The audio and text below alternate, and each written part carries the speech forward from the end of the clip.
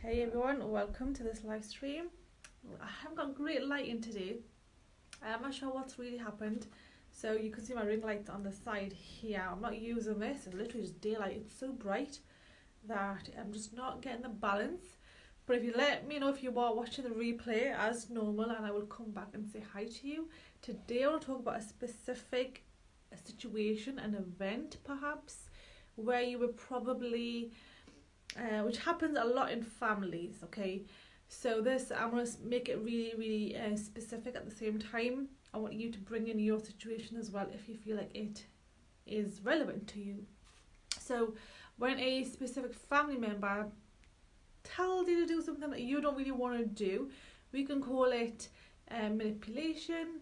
A lot of people call it emotional blackmail as well, but you've done something, okay, and years later now you are regretting it, and you somehow just can't reconnect with that person. And I want to go through what you can do to get your connection back, to get that peace back. Now this really came to me when one of my clients just wasn't letting go of a situation that happened years ago, and I took it through the process. I'm going to share the first part with you so you can do it with yourself here. And if you've been in families, you know there are times when, especially in the Asian family, there are times when parents, family members tell us to do something that looks good, is good for the community, perhaps is good for other people most of the time, but yourself at the time, and you're like sort of like almost forced into doing it based on traditions and norms of the society, not something you actually want to do. So I'm kind of going into that route. Doesn't really happen a lot in people that are from the Western cultures as much, because there's a lot of, I'm not doing this, okay, it is what it is and it is what it isn't. But it does happen a lot in the Asian communities where we are told to do something we don't really want to do, but we do it for the sake of others. So I'm going to go into it in that depth. So you're probably holding on to the grudge, to the pain that event caused you. Okay, I'm looking at my notes because it's really deep and I want to make sure I am covering every little part. As humans, we always do something that it comes back down to us. Really back down to us. So you might think, well, Naz, how is that even possible? When I was made to do something at the time to maybe save another family member or the community, make whatever means that was needed at the time, but I didn't want to do it. But deep down you did want to do it based on the situation, and I'm going to go into this in more depth. So you did what you had to do to protect yourself, to really probably get out of that situation, to help that other person, and at the same time you didn't want to do that one thing that you had to do. Okay, whatever it is, something inside you motivated you to do that. Okay, and that could be your high levels of empathy towards others. Okay, if that is something that you did, which was to save somebody or help somebody. Okay, so I want you to go back down to that event, literally go back and see yourself, feel the emotions that you were feeling, because it's all right for you to judge yourself years down the line, based on who you are now. And this is what we typically do. Okay, this is why we hold on to the past negative emotions, is because we judge ourselves. We don't understand ourselves. So what I want to take you through now is to understand yourself based on that time, that day, those days, perhaps if there was over a length of time. What emotions were you feeling? What was going on around you? What was the external situation that was happening? What emotions were you feeling? What knowledge did you have at that time? I mean, were you even in self-development at that time? Based on who you were then and the emotions that you were feeling, which is most of the time, we want to get out of that situation or we want to help that other person. Go into that intention. What intention was apparent to you?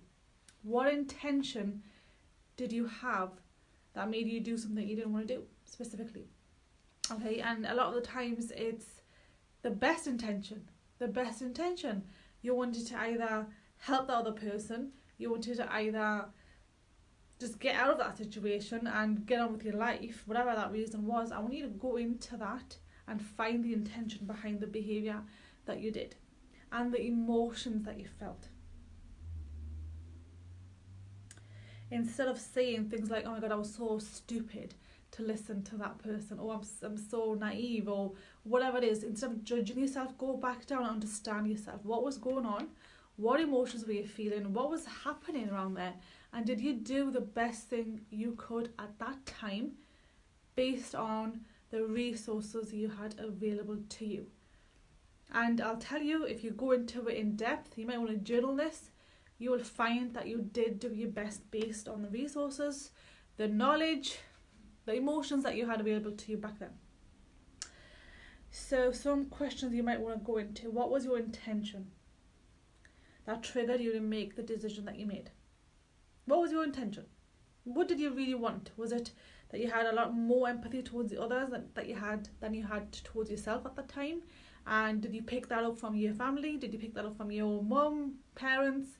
You know, that's how most people are, especially in the Asian community. We generally do think about others more than ourselves. There's a lot of empathy there. High empathy. Did you do what you did because at the time you felt it was right? We always do what feels right. Okay? We always do what feels right. And that's because of our programming. Okay? Even the people that are out there terrorizing other people in the communities, in the countries, they are doing it because they think they're right. They think they're right. That's why they're doing it. Okay? They are obviously not right. But they think they're right. So I want you to dive into your own intention. Do you feel it was the right thing to do at the time? Based on who you were, based on your environment, based on your emotions. And then focus on the intention. Focus on the intention. You did it because it gave you some emotion. It gave you some relief. Either something it gave you to do that. At that time it was right to do. Based on who you were. And only then come out of the event, come out of that situation when you feel that you're at peace. Okay, so you might need to really reflect on this for some time. You might need to journal this. You might need to speak to somebody about this. But only go into it when you feel like, yes, based on who I was at the time, I made the right decision.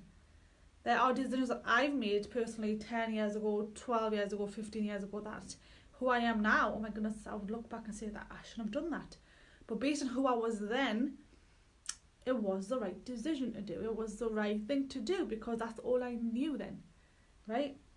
Well, that is your first stage of forgiving yourself and then forgiving the other person ultimately, because they only made you do something that you had a motivation to do, an intention to do. So I want you to focus on that intention, because it's really easy for us to look back and, you know, say the theory that this is how it should have happened. But when you're in that situation and there's adrenaline rushing and you're probably scared and there's probably things going on and you don't know what's happening, you just do what you can at that time because you're going through emotions, right? And the decision made then is going to be different to when a decision is made when you are thinking and looking back years from now. Self-love is very important, absolutely. And theory never matches the situation in real. Well, actually, no, I shouldn't say that it never does. It does, but with experience, right? It was probably the first time you had to experience that.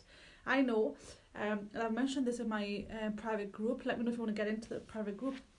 There was an event that happened with myself in the last 5 weeks. It's an external conflict that's been going on.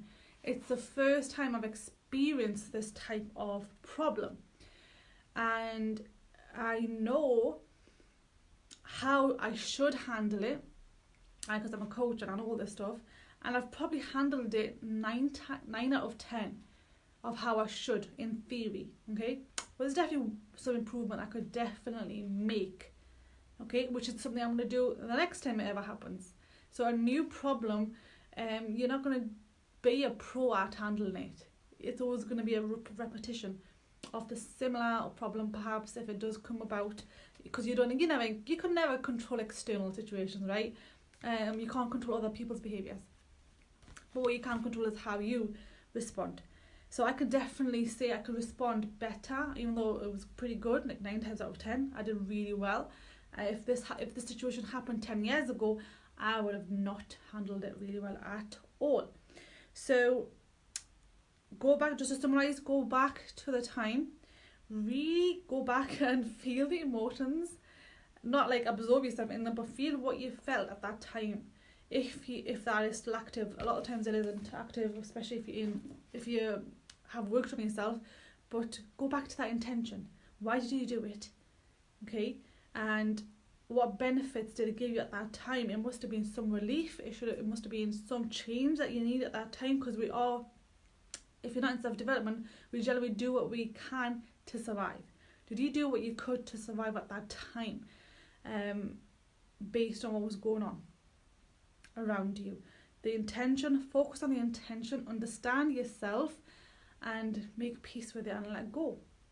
As soon as you forgive yourself, you're forgiving that other person as well, who, did what they did.